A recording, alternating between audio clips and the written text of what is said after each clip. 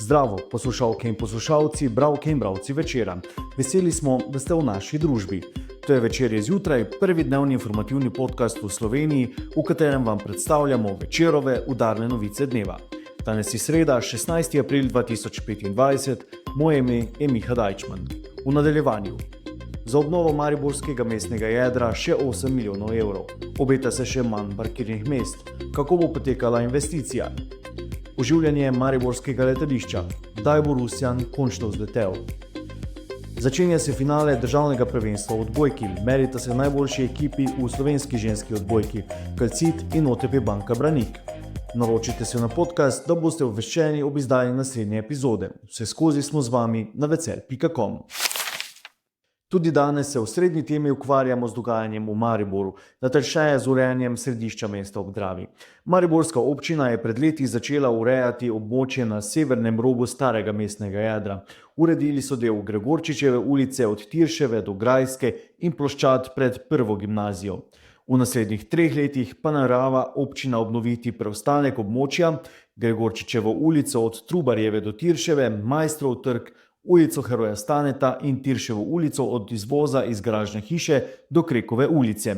Dokument identifikacije investicijskega projekta morajo najprej potrditi na seji mestnega sveta prihodnji teden.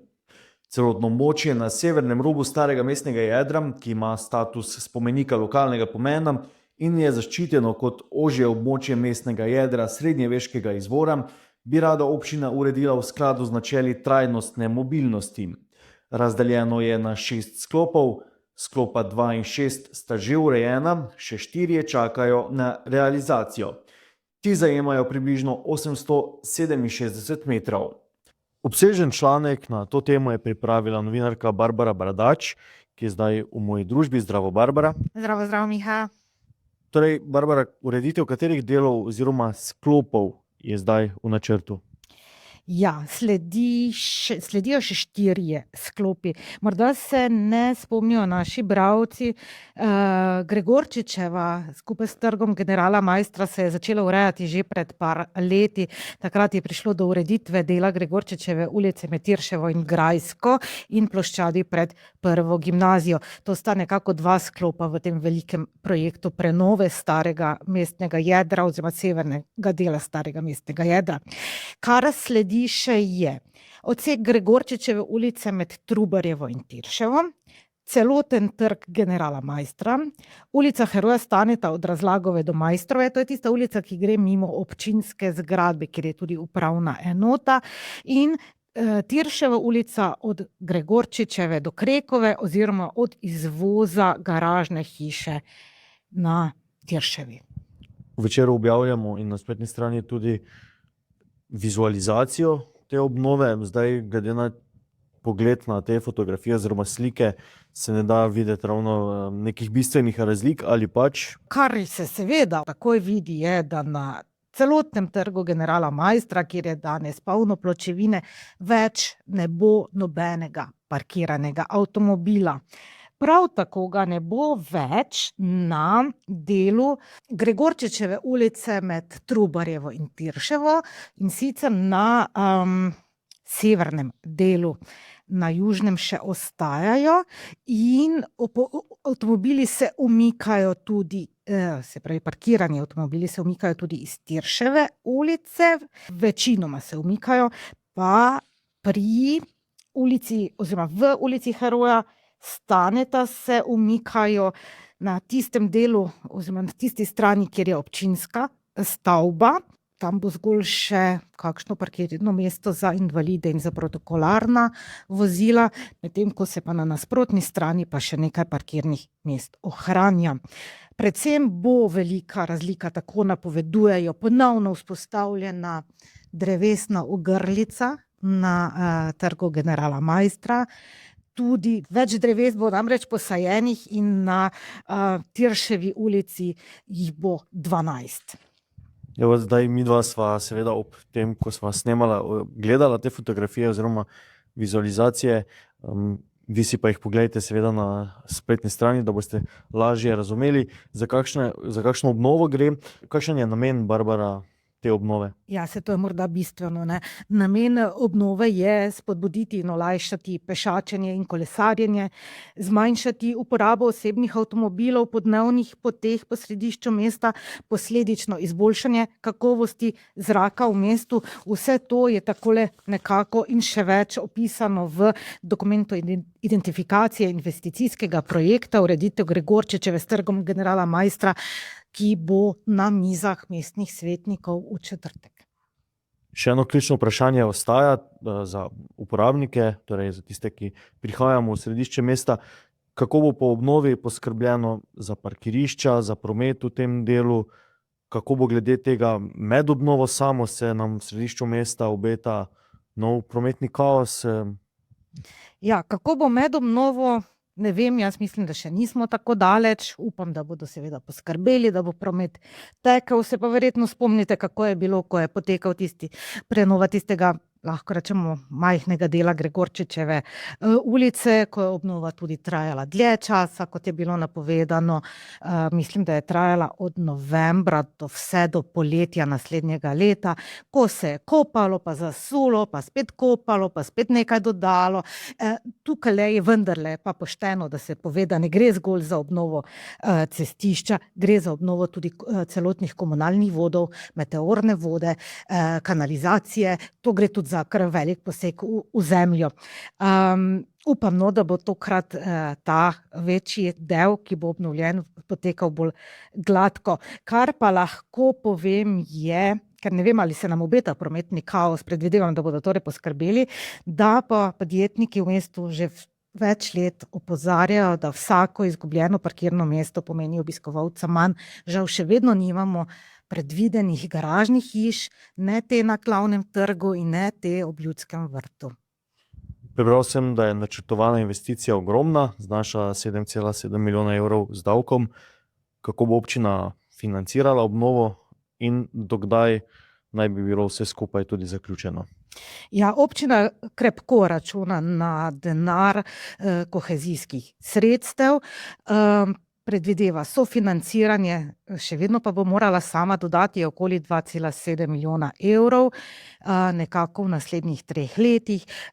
Obnova oziroma gradnja bi se lahko začela v zadnji četrtini prihodnjega leta in se zaključila nekako do sredine 2027 oziroma septembra 2027. Barbara, bo dovolj za tokrat? Ja, mislim, da bo. Hvala ti, vabljeni bralke in bralci, torej tudi na spletno stran, da si ogledate vse skupaj tudi v fotografijah. Usoda letališča Edvarda Rusija na Maribor je zaradi posledic lanskih nalivov in prepočasne sanacije še naprej negotova. Za zdaj je mariborsko letališče še vedno zaprto za potniški promet, glede na razpisano birokracijo za sanacijo pa bo, kot kaže, tako vse še do prihodnje pomladi. Tako so nedavno za Večer potrdili na Ministrstvu za infrastrukturo, kjer pojasnjujejo, da je v teku priprava projektne dokumentacije za trajno sanacijo poškodovane strehe in izbira izvajalca del. Prav tako pripravljajo razpis javnega naročila za izbiro projektanta za pripravo projektne dokumentacije za celovito sanacijo potniškega terminala. Sanacija terminala bo predvidoma končana do marca 2026, so zaključili. Medtem upravljalec mariborskega letališča, družba DRI Upravljanje investicij, ki ima za to pogodbo do konca leta 2026, pojasnjuje, da letalski prevozniki komercialnih potniških letov izkazujejo interes, vendar glede na stanje potniškega terminala in načrtovano izvedbo sanacijskih del, ti za zdaj niso predvideni. Lani je mariborsko letališče sprejelo le 2330 potnikov. Kljub temu se morebitni uporabniki z letalsko dejavnostjo povezanih storitev prizadevajo, da bi letališče premaknili z mrtve točke.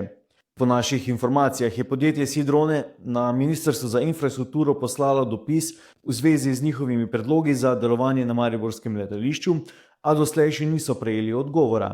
Sredi februarja pa je načrt, ki naj bi vključeval vzpostavitev vozlišča za vzdrževanje potniških in tovornih letal ter sodelovanje s sosednjimi letališči, predstavil predstavnik podjetja Rok Belič, v državnem zboru predstavil še mariborskima poslancema Svobode, Tomažu Lahu in Radislavu Brečku.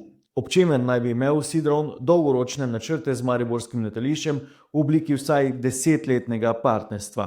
To podjetje se je sicer leta 2023 že neuspešno potegovalo za koncesijo za upravljanje z drugim največjim mednarodnim letališčem v državi, v Večeru piše Srečko Klapš. Lani se je za vzpostavitev baze za servisiranje letal zanimala tudi družba TUI Airlines, ki je za hangarje na mariborskem letališču že imela izrisane prostorske načrte. Toda glede tega projekta se uradno ni zgodilo še nič novega. Lahko preberete v današnji izdaji Večera. Danes ob 18. uri, pol ure po začetku tekme nogometašev Maribora z Nafto v Lendavi, se bosta v prvi tekmi državnega prvenstva v odbojki v Kamniku spopadli najboljši ženski slovenski ekipi Calcit in OTP Banka Branik Maribor. Za naslov so potrebne 3 zmage. V današnjem Večeru smo pripravili pregled dogajanja v obeh klubih pred finalno serijo. Po 2 zmagah v polfinalu proti ekipi SIPA Šempeter so imele mariborske odbojkarice za pripravo na prvo finalno tekmo na voljo 3 dni več od Kamničank. Ne glede na to, da je bila sezona do finala zelo zahtevna in naporna, so dekleta trenirala po začrtanem programu, saj se zavedajo, da jih v finalni seriji čakata po 2 tekmi v tednu. Ekipa v tem času ni odigrala nobene pripravljalne tekme, da bi lahko preverila pripravljenost, toda boj za naslov prvakinje je dovolj velik izziv za dekleta, da že na prvi tekmi dokažejo, da so Gorenjke sposobne premagati, piše Zmago Gomzi. Kakšna je forma na strani Kamničank? Polfinale državnega prvenstva proti Luki Koper, ki so ga z 2-1 v zmagah dobile odbojkarice Calcita, je nekoliko spremenilo načrt priprave kamniške ekipe, saj se je na finale začela pripravljati 3 dni pozneje, poraz proti Koprčankam pa ni bil pričakovan. Edini cilj vrste Mariborčana Bruna Najdiča, ki ima v svoji ekipi tudi bolj izkušene odbojkarice, je obramba naslova. Odbojkarice Calcita so v tej sezoni na 7 medsebojnih tekmah Mariborčanke premagale 4-krat, so pa varovanke Žige Kosa v Kamniku, torej v gosteh, zmagale 2-krat, kar lahko vpliva upanje brannikovkam, ki kljub s trofejami bolj polni vitrini v tokratnem finalu niso v vlogi favoritin. Prva finalna tekma v dvorani Tabor bo v soboto ob 18. uri. To je bil Večerov dnevni podcast Večer zjutraj 16. aprila 2025. Z vami sem bil Miha Dajčman. Hvala, da ste bili v naši družbi. Kakovostno novinarstvo lahko podprete, da se naročite na tiskani in spletni Večer, postanete naš sledilec in bralec na družbenih omrežjih, naročnik naših podcastov in newsletterjev. Tako boste podprli novinarstvo, ki prinaša avtentične vsebine, ki jih pripravljajo naši novinarji in jih drugje ne boste našli. Želimo, da razumete, kako se vrti svet. Želimo vam odstreti pogled v čas in prostor, v katerem živimo. Veseli bomo vaših komentarjev, ocen, pobud in kritik na različnih kanalih. Se beremo in slišimo.